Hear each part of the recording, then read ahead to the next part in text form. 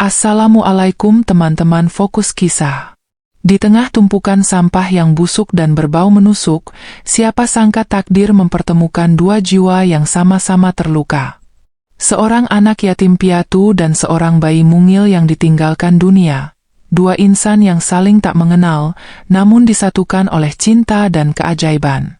Jangan lupa tulis komentar kalian di bawah jika cerita ini menyentuh hati sahabat.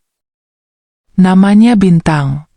Bocah lelaki yang usianya baru menginjak 13 tahun, tapi wajah dan sorot matanya seolah sudah menyimpan beban hidup orang dewasa. Di matanya tak ada keceriaan anak-anak, yang ada hanya guratan letih dan sepi yang seperti tak pernah pergi. Ia tak pernah lagi menyebut kata ayah atau ibu dengan senyum, sebab dua sosok itu sudah lama pergi dari hidupnya. Ayahnya adalah seorang buruh proyek yang meninggal saat jatuh dari lantai 3 bangunan. Kala itu Bintang masih kelas 2 SD. Belum benar-benar mengerti arti kehilangan, tapi tubuh kecilnya menangis keras saat melihat peti kayu coklat ditutup rapat dan dikubur ke dalam tanah. Beberapa bulan setelah ayahnya pergi, sang ibu jatuh sakit. Awalnya hanya batuk biasa, tapi lama-lama ia tak kuat berdiri. Bintang yang masih kecil berusaha membantu semampunya, mengisi galon air untuk tetangga agar bisa membeli nasi dan obat warung. Tapi takdir seperti sedang menguji lebih dalam. Ibunya meninggal dalam pelukannya di suatu malam yang dingin. Tak ada sanak saudara. Tak ada uang untuk makam. Bintang menyaksikan sendiri jenazah ibunya diangkut dengan mobil ambulans yang dibayar dari hasil patungan warga sekitar. Sejak hari itu, ia benar-benar sendiri di dunia ini. Setiap pagi, sebelum matahari sepenuhnya naik, Bintang sudah berjalan kaki menyusuri gang-gang kota sambil mendorong gerobak kecil. Gerobak tua itu ia rakit sendiri dari sisa-sisa kayu lapuk dan roda bekas kursi yang ia temukan di tong sampah. Suaranya berderit tiap kali bergerak, kadang membuat orang menoleh karena bisingnya. Tapi Bintang tetap mendorongnya dengan semangat, sebab itu satu-satunya sumber hidupnya. Ia mengais botol plastik, kardus bekas, seng tua, apa saja yang bisa dijual ke pengepul. Langkah kakinya keras, tapi tubuhnya kurus. Baju yang ia pakai sudah tak jelas warnanya, sobek di sana-sini dan hanya dicuci saat hujan turun. Sepatu? Sudah lama tak punya. Kini ia hanya beralaskan sandal jepit putus yang diikat dengan tali rafia. Di kantongnya hanya ada 2 atau 3 ribu rupiah. Kadang tidak ada sama sekali. Nggak apa-apa, katanya pelan sambil menahan perutnya yang perih. Nanti juga ada rezeki. Kalimat itu selalu ia ucapkan untuk menyemangati diri sendiri, walau kadang air mata diam-diam turun tanpa ia sadari. Pagi itu, langit mendung. Udara terasa lebih pengap dari biasanya, dan bau sampah yang menguar dari TPS di ujung gang membuat siapapun ingin segera menjauh. Tapi tidak bagi Bintang. Ia justru mendekat, karena di sanalah biasanya ia bisa menemukan barang-barang bernilai. Dengan tongkat kayu kecil, ia mulai mengais tumpukan plastik, karton basah, dan kaleng-kaleng berkarat. Tangannya cekatan, matanya jeli. Tapi pagi itu, sesuatu membuatnya berhenti. Suara. Bukan suara burung, bukan suara orang, tapi suara tangis lirih yang sangat pelan, seperti bisikan halus dari malaikat yang sedang terluka. Hah? Suara apa itu? Bintang mendekatkan telinga ke arah tumpukan. Suaranya makin jelas. Tangisan bayi, lirih, pelan, tapi nyata. Jantung Bintang berdetak lebih cepat. Ia mulai menggali, menyingkirkan kantong plastik dan kain kumal dengan tangan gemetaran. Sampai akhirnya, di bawah tumpukan itu, ia melihat sosok kecil dengan kulit pucat, mata sembab, dan tubuh yang hanya dibalut kain bekas. Astaga, Bintang menahan napas. Itu bayi. Bayi sungguhan. Masih hidup. Matanya membuka sedikit, tubuhnya menggigil hebat. Tanpa berpikir panjang, Bintang melepas jaket lusuhnya dan membungkus tubuh bayi itu. Ia takut, bukan takut pada orang lain, tapi takut kalau bayi itu telanjur pergi, seperti orang-orang yang ia cintai dulu.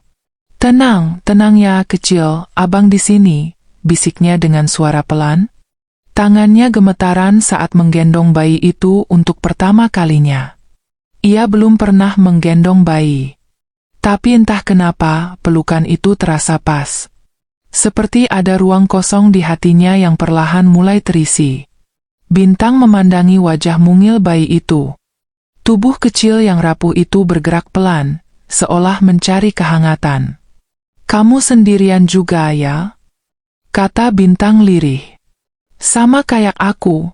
Bayi itu tidak menjawab, tentu saja, tapi air mata menetes dari ujung mata kecilnya. Entah karena dingin, lapar, atau rasa takut. Tapi bagi Bintang, itu adalah isyarat paling jujur tentang rasa kehilangan dan kesepian yang ia kenal sangat baik. Ia segera membawa bayi itu ke pos ronda tempat ia biasa tidur malam. Tempat itu hanya gubuk kecil dengan bangku kayu dan atap seng, tapi untuk saat ini, hanya itulah tempat yang bisa memberi sedikit perlindungan. Bintang meletakkan bayi itu di pelukannya, duduk bersandar ke dinding dingin, dan menatap langit yang mulai meneteskan hujan. "Aku juga nggak tahu harus gimana, kecil. Tapi aku janji, aku bakal jagain kamu," ucapnya dengan nada tegas yang dibalut kegetiran. Perutnya lapar, tapi bayi itu lebih membutuhkan. Ia mencari sisa air minum di botolnya dan sedikit kain bersih untuk menyeka wajah bayi itu. Bayi itu diam, tertidur, entah karena lelah menangis atau merasa lebih hangat. Malam itu, Bintang tak tidur. Ia hanya duduk, memandangi bayi kecil di dekapannya dan berpikir, mungkin hidupnya masih punya arti. Mungkin, untuk pertama kalinya, ia merasa tidak benar-benar sendirian. Pagi itu, matahari baru setengah naik ketika Bintang menggendong bayi mungil itu menuju warung kecil di ujung jalan. Badannya letih, mata sembab, tapi pelukannya erat dan penuh kasih. Ia berdiri di depan warung sambil sesekali mengayun-ayun si bayi yang masih tertidur. Seorang wanita parubaya yang biasa dipanggil Burini keluar dari warung, membawa baskom isi gorengan. Ia kaget melihat Bintang yang biasanya sendiri, kini menggendong bayi. "Bintang, itu siapa? Kamu nyolong bayi orang ya?" tanyanya spontan, alisnya naik tinggi. Bintang buru-buru menggeleng. "Enggak, Bu, demi Allah bukan. Aku nemu dia di TPS, di bawah tumpukan plastik dan kain. Kayaknya dibuang orang tuanya." Suaranya gemetar saat bicara, takut Burini tidak percaya. Tapi sorot matanya jujur, dan pelukannya pada si bayi begitu tulus. Burini tertegun, lalu mendekat, memperhatikan si kecil yang masih tidur lelap. "Ya Allah, kasihan banget anak ini. Masih merah begini udah ditelantarkan. Dunia kok makin kejam ya, Nang?" Burini masuk ke warungnya, lalu kembali membawa sebotol kecil susu formula sisa cucunya dan dot bekas yang masih layak pakai. "Nih, kasih ini dulu. Kasihan, pasti dia lapar." Bintang menerimanya dengan kedua tangan gemetar. Matanya berkaca-kaca. "Makasih banyak ya, Bu. Saya nggak tahu harus ngapain kalau nggak ada Ibu." Burini mengusap kepala Bintang lembut. "Kamu anak baik, Bintang. Anak baik yang nggak tega ninggalin bayi kecil. Tuhan pasti jagain kamu." Hari-hari berikutnya, hidup Bintang berubah. Ia tak lagi sendiri. Di gerobaknya kini ada bayi mungil bernama Mentari, nama yang ia pilih sendiri karena katanya, "Dia datang pas hidupku gelap, kayak sinar pagi." Bintang menggendong Mentari kemanapun ia pergi, bahkan saat mengais sampah. Ia membikin tempat tidur kecil di pojok gerobaknya dari tumpukan kain bekas dan bantal robek. Seringkali ia harus berhenti memulung hanya untuk menyusui Mentari dengan botol yang ia isi dari sisa-sisa susu bantuan warga. Anak-anak lain menatap aneh. "Bintang, itu anak kamu ya?" tanya Roni, temannya sesama pemulung. Bintang menggeleng cepat. "Bukan. Aku nemuin dia. Tapi aku mau jagain dia, kayak adikku sendiri.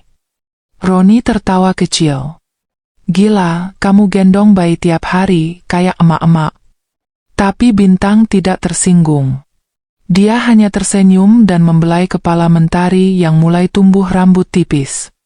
Dia bukan beban, Ron. Dia harapan. Orang-orang mulai memperhatikan. Beberapa mencibir, ada yang mencemooh.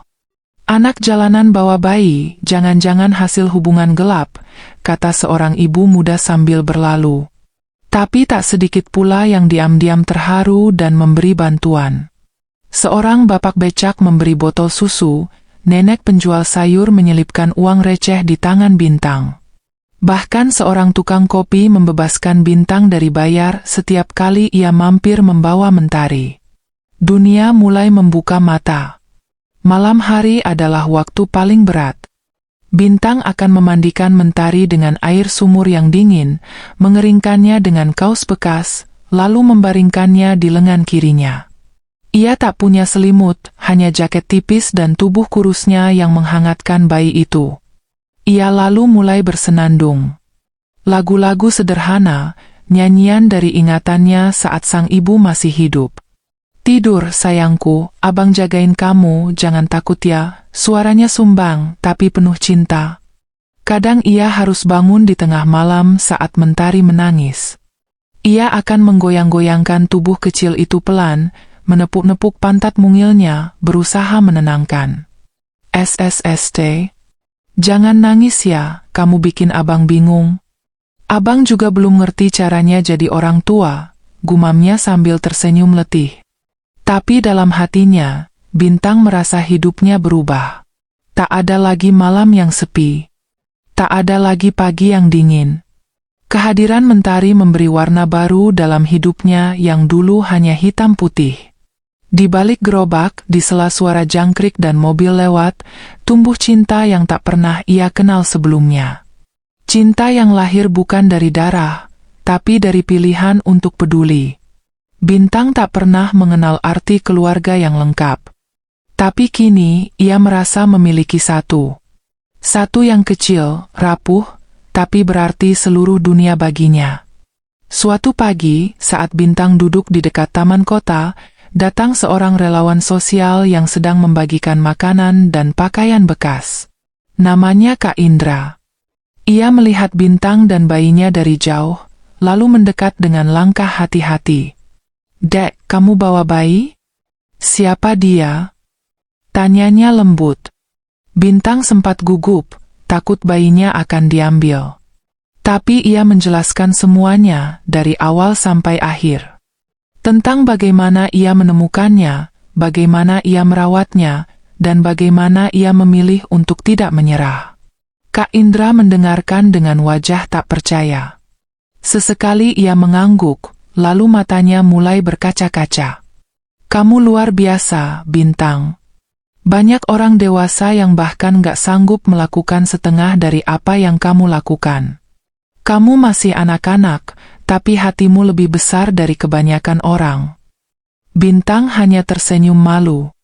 Saya gak pengen banyak, Kak. Saya cuma gak tega ninggalin dia sendirian.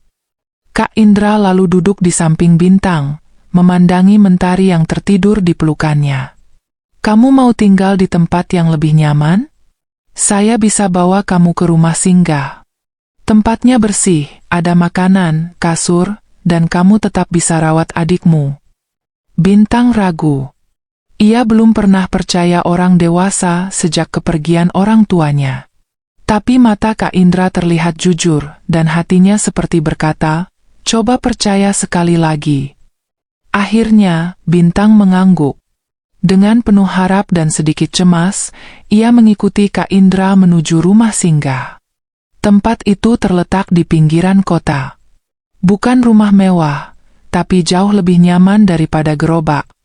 Ada taman kecil, dapur bersih, dan kamar-kamar sederhana. Saat pertama kali menginjakkan kaki ke dalam, Bintang seperti melangkah ke dunia lain. Dunia yang hangat.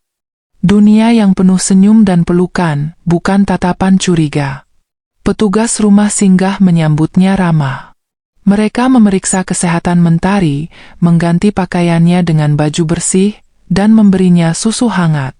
Bintang berdiri mematung. "Kak, aku nggak akan dipisah dari dia kan?" tanyanya pelan. Kak Indra tersenyum, menepuk pundaknya. "Kamu dan Mentari adalah satu paket. Kami akan bantu kalian bersama." Hari itu, untuk pertama kalinya, Bintang tidur di kasur empuk. Ia memeluk Mentari erat, menyelimutinya dengan selimut hangat dan berbisik, "Kita aman sekarang, Dek. Kita nggak di jalanan lagi." Dan malam itu, untuk pertama kalinya, ia tidur tanpa rasa takut. Di dadanya ada kelegaan, dan di pelukannya, keajaiban kecil yang membuat hidupnya bermakna kembali. Hari-hari di rumah singgah membawa warna baru dalam hidup Bintang. Setiap pagi, ia bangun bersama suara Mentari yang menggeliat manja di sampingnya. Biasanya, ia akan tersenyum lebar, memandangi wajah mungil itu, lalu menciumi pipinya sambil berkata, "Selamat pagi, sinar kecilku."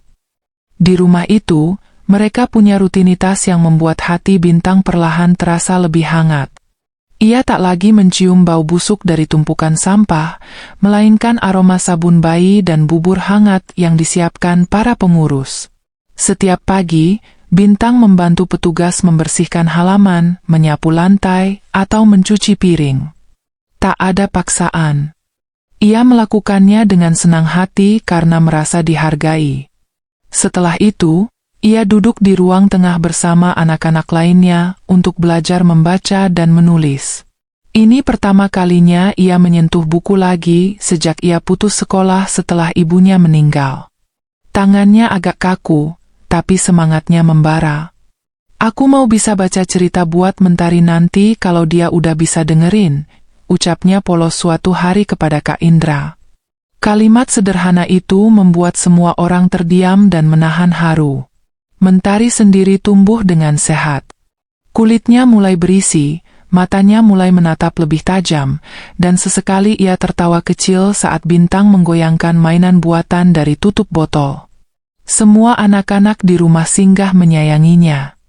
Bahkan para pengurus menyebut Mentari sebagai malaikat kecil pembawa berkah, karena sejak ia datang, suasana rumah menjadi lebih hidup.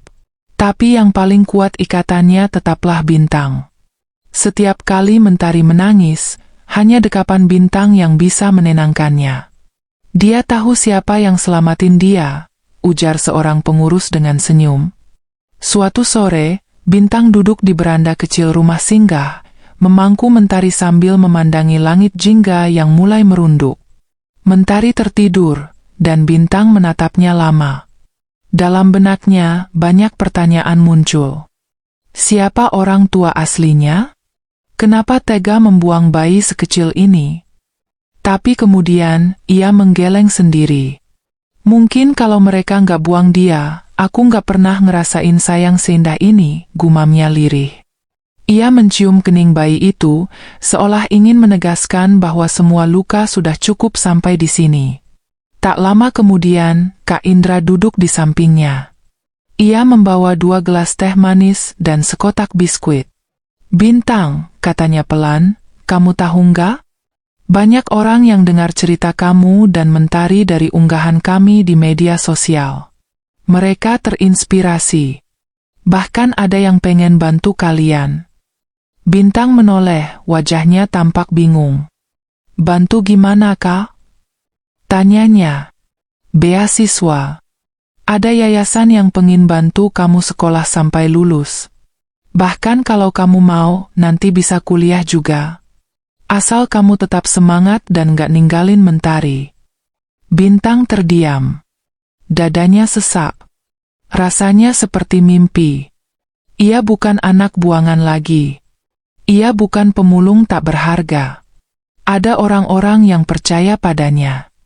Ia memeluk Mentari lebih erat, lalu menatap Kak Indra dengan mata berkaca-kaca. "Kak, aku nggak bisa janji jadi hebat, tapi aku janji, aku bakal jaga Mentari dan aku mau belajar. Aku mau jadi orang yang bisa bikin hidup dia layak." Kalimat itu keluar dari lubuk hatinya yang terdalam, dan Kak Indra tahu, Bintang memang istimewa. Hari-hari berlalu cepat. Waktu terasa mengalir lembut seperti aliran sungai tenang. Mentari mulai belajar duduk. Ia sering menggenggam jari Bintang dengan erat, seolah mengatakan, "Aku percaya padamu." Bintang sendiri mulai mengejar pelajaran dengan serius. Ia belajar menulis huruf demi huruf, membaca paragraf demi paragraf, bahkan belajar berhitung. Meski tertinggal jauh, ia tak pernah menyerah. "Dulu aku belajar supaya bisa pintar. Sekarang aku belajar supaya bisa jadi contoh buat Mentari," katanya suatu malam kepada salah satu pengajar di rumah singgah. Suatu ketika, ada kegiatan berbagi kisah di rumah singgah. Anak-anak diminta maju dan menceritakan tentang masa lalu mereka. Banyak yang menangis, banyak yang diam. Tapi ketika giliran Bintang, ia maju dengan membawa Mentari di pelukannya. Ia berdiri di depan teman-teman dan berkata, "Namaku Bintang. Dulu aku tinggal di jalanan, sendirian. Aku mikir hidupku udah nggak ada gunanya. Tapi waktu aku nemu bayi ini, aku tahu Tuhan masih sayang aku. Dia kasih aku tanggung jawab, kasih aku alasan buat hidup." Ruangan hening. Beberapa anak mulai menangis. Pengurus pun tak sanggup menahan air mata. Bintang melanjutkan, "Aku mungkin belum jadi orang hebat, tapi aku tahu rasanya nggak punya siapa-siapa. Aku nggak mau dia ngerasain itu juga. Aku bukan ayahnya, bukan kakaknya juga. Tapi kalau aku boleh milih, aku pengen jadi siapapun yang bikin dia bahagia." Tepuk tangan menggema di ruangan itu, dan malam itu semua orang tahu, Bintang bukan lagi anak pemulung. Ia sudah menjadi cahaya bagi seseorang yang bahkan belum bisa berkata-kata. Kehidupan baru itu tidak sepenuhnya tanpa tantangan. Ada malam-malam di mana Mentari demam tinggi. Bintang akan panik, memeluknya erat sambil menangis dan berdoa, "Tuhan, jangan ambil dia juga, cukup aku aja yang ngerasain kehilangan." Dalam kepanikan, Kak Indra dan pengurus lain selalu siaga. Mereka membawa Mentari ke klinik, memberikan obat, dan menenangkan Bintang. "Anak ini kuat, Bang. Sama kayak kamu," kata seorang perawat dengan senyum hangat. Dan benar saja, setiap kali Mentari sembuh, semangat Bintang kembali menyala. Suatu kali, ada kabar dari dinas sosial bahwa mereka sedang menyelidiki asal-usul Mentari. Ada kemungkinan orang tuanya ditemukan. Bintang gelisah. Wajahnya pucat, pikirannya kalut. Ia tak bisa membayangkan hidup tanpa bayi kecil itu. "Kalau mereka datang dan bawa dia pergi, aku harus apa, Kak?" Tanyanya panik pada Kak Indra. Sang kakak hanya menenangkan dengan pelukan. "Kalau mereka datang dan berubah pikiran, kita bicarakan baik-baik. Tapi kamu juga harus siap, Bang. Mentari itu bukan milik kita sepenuhnya. Kita cuma dipercaya untuk jagain dia." Kalimat itu menusuk, tapi benar. Bintang menangis malam itu, menatap wajah mungil yang tidur di dadanya. "Aku bukan siapa-siapamu, Dek, tapi kamu udah jadi segalanya buat aku." Dan entah kekuatan dari mana, Mentari menggeliat, lalu menggenggam jari Bintang begitu erat. Mungkin semesta tahu, cinta bukan soal darah, tapi soal siapa yang bertahan di saat semua orang pergi. Seminggu berlalu, dan hasil penyelidikan menunjukkan bahwa tidak ada jejak keluarga dari Mentari yang bisa ditemukan. Bayi itu benar-benar dibuang, benar-benar tak diinginkan. Tapi di saat dunia membuang, Bintang merengkuhnya. Dinas sosial memberikan hak asuh sementara kepada rumah singgah, dan Bintang menjadi wali sah dari Mentari di bawah pengawasan yayasan. Ia menangis saat mendengar keputusan itu. Bukan karena sedih, tapi karena lega. "Akhirnya, aku bisa bilang dia anakku," gumamnya lirih. Kehidupan baru dimulai lagi. Kali ini dengan keyakinan penuh. Mentari tumbuh, belajar berjalan, memanggil abang untuk pertama kali, dan saat itulah Bintang menangis sejadi-jadinya. Dengar itu, Kak Indra, dia manggil aku, serunya sambil memeluk si kecil erat-erat. Semua orang di rumah singgah bersorak. Tak ada kebahagiaan yang lebih besar daripada mendengar suara seorang bayi memanggil nama yang diucapkan dari hati. Kini, setiap kali ditanya siapa mentari baginya, Bintang tak lagi bingung menjawab. Dia anakku, anak yang dikasih Tuhan buat aku rawat. Dulu aku hidup dari sampah. Sekarang aku hidup karena cinta. Dan seperti namanya, Bintang, ia bersinar di tengah gelap. Bersama Mentari, ia tak hanya selamat dari kerasnya hidup, tapi juga memberi terang bagi dunia kecil yang dulu nyaris padam. Beberapa tahun berlalu, dan waktu seolah terbang begitu cepat. Rumah singgah yang dulu penuh dengan tawa anak-anak kini berganti wajah. Banyak di antara mereka yang telah kembali ke keluarganya, ada pula yang diadopsi, dan beberapa tumbuh dewasa di bawah naungan yayasan.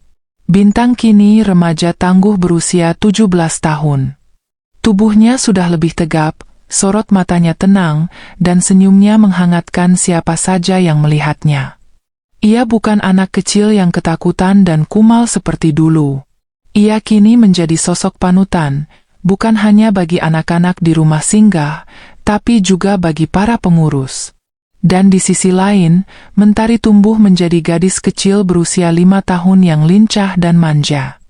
Setiap pagi, mereka memiliki kebiasaan yang tidak pernah berubah. Mentari akan berlari kecil menghampiri Bintang yang sedang menyapu halaman, lalu memeluk kakinya sambil berseru, "Abang, Mentari bangun. Peluk dulu dong." Bintang akan tertawa dan mengangkat tubuh kecil itu, memeluknya erat seolah takut kehilangan. "Selamat pagi, cahaya kecilku," bisiknya lembut. Momen seperti itu, sesederhana apapun, adalah kebahagiaan yang dulu tak pernah ia bayangkan. Hubungan mereka seperti dua keping jiwa yang menyatu sempurna. Mentari tak pernah bisa jauh dari Bintang. Bahkan saat tidur pun, tangan kecilnya akan tetap menggenggam jari Bintang erat-erat.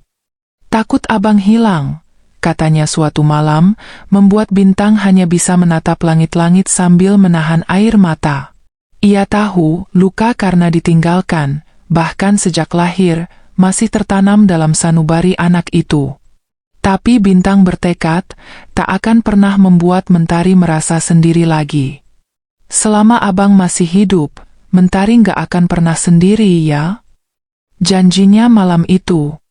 Suatu hari, rumah singgah kedatangan tamu penting, seorang donatur dari luar negeri yang mendengar kisah Bintang dan Mentari lewat berita viral beberapa tahun silam. Tamu itu, seorang wanita setengah baya bernama Ibu Clara, sangat tersentuh dengan cerita mereka. Ia tak hanya ingin memberi bantuan finansial, tapi juga ingin bertemu langsung dengan Bintang dan Mentari. Ketika pertemuan itu terjadi, Ibu Clara tak kuasa menahan air mata saat melihat keduanya saling bergandengan tangan, berjalan perlahan menghampirinya dengan wajah berseri-seri. "Kamu yang bernama Bintang?" tanya Ibu Clara, suaranya bergetar. "Iya, Bu. Ini Mentari, anak saya," jawab Bintang dengan nada penuh kebanggaan. "Anak?" Ibu Clara terkejut. "Iya, bukan dari darah saya, tapi dari hati saya," ucapnya dengan tenang. Ibu Clara tertegun. Lalu ia membuka tas kecilnya dan mengeluarkan foto seorang anak perempuan yang meninggal karena kelaparan di sebuah negara konflik. Namanya juga Mentari. Tapi Tuhan panggil dia duluan. "Sejak saat itu, saya selalu merasa harus melakukan sesuatu untuk anak-anak yang masih punya harapan." Air matanya jatuh perlahan. "Lalu saya baca tentang kalian, dan saya tahu ini bukan kebetulan." Mereka bertiga akhirnya duduk bersama, saling bertukar cerita, saling membuka luka dan harapan. Hari itu menjadi titik balik yang lain dalam hidup Bintang. Ibu Clara tidak hanya menjadi donatur, tapi seperti seorang nenek untuk Mentari dan seorang pemandu arah baru untuk Bintang. Ia menawarkan beasiswa penuh, bukan hanya untuk pendidikan, tapi juga untuk pelatihan keterampilan dan pembinaan karakter. Bintang menatap Mentari yang duduk di pangkuannya, lalu berbisik, "Dengar, Dek, masa depan kita mulai hari ini." Dengan beasiswa itu, Bintang mulai belajar di sekolah formal terbaik di kota. Awalnya ia minder. Teman-temannya datang dengan mobil, sepatu bersih, dan seragam rapi. Sementara ia datang berbonceng dengan pengurus rumah singgah, dan bajunya seringkali hanya satu-satunya yang ia punya. Tapi Mentari selalu jadi penyemangatnya. "Abang, Mentari tunggu di rumah ya. Nanti abang cerita ya di sekolah belajar apa," ucap anak kecil itu dengan antusias. Kalimat sesederhana itu mampu menyingkirkan semua rasa rendah diri Bintang. Ia belajar lebih keras, bukan untuk mengalahkan siapa-siapa, tapi untuk memenuhi janji kepada adiknya, bahwa mereka akan punya hidup yang lebih baik. Guru-guru di sekolahnya mulai memperhatikan Bintang. Mereka terkesan dengan etos kerja dan semangatnya yang tak luntur. Meskipun telat dalam hal akademik, ia cepat mengejar. Ia juga aktif di kegiatan sosial sekolah, bahkan ikut dalam klub relawan yang membantu anak-anak di daerah kumuh. "Aku dulu di sana, Bu," katanya kepada gurunya saat mereka membagikan sembako. "Aku tahu rasanya, jadi aku pengen mereka juga punya harapan kayak aku." Di sisi lain, Mentari juga mulai masuk TK. Setiap kali ia pulang sekolah, ia akan menggambar dirinya dan Bintang di atas kertas, selalu dengan matahari bersinar terang. "Ini kita, Bang. Lihat, Mentari pegang tangan abang terus," ucapnya riang. Bintang selalu menyimpan gambar-gambar itu di dalam map plastik, seperti harta karun yang tak ternilai. "Kalau aku lelah, aku lihat gambar ini, Dek." Langsung semangat lagi. Kehidupan mereka perlahan berubah. Bintang lulus sekolah dengan prestasi yang membanggakan. Ia bahkan mendapat kesempatan untuk berbicara dalam seminar nasional tentang perjuangan anak jalanan. Dalam pidatonya, ia berdiri di depan ratusan orang dan berkata, "Saya tidak pernah punya siapa-siapa, tapi saya punya cinta. Dan cinta itu datang dalam bentuk seorang bayi kecil yang saya temukan di tumpukan sampah." Suara Bintang bergetar, namun sorot matanya tajam. "Mentari mengajarkan saya untuk percaya bahwa asal kita punya kasih, kita bisa bangkit dari luka sebesar apapun." Seminar itu menjadi viral. Banyak orang yang sebelumnya tak peduli, kini ingin membantu. Ada yang ingin mengadopsi anak-anak jalanan, ada yang membangun rumah singgah, ada pula yang menghubungi yayasan untuk mendonasikan dana. Bintang tidak mengambil keuntungan pribadi dari semua itu. Ia hanya meminta satu hal, tolong bantu anak-anak lain yang masih di luar sana, yang belum punya Mentari dalam hidup mereka. Mentari pun turut bangga. Saat melihat video abangnya di panggung, ia berseru, "Itu abangku. Hebat ya." Semua pengurus rumah singgah tertawa, sebagian meneteskan air mata.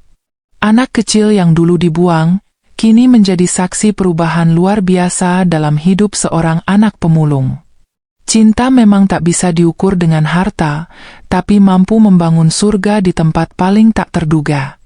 Tahun berganti. Bintang kini menjadi mahasiswa jurusan psikologi karena ia ingin memahami luka-luka seperti yang dulu ia alami.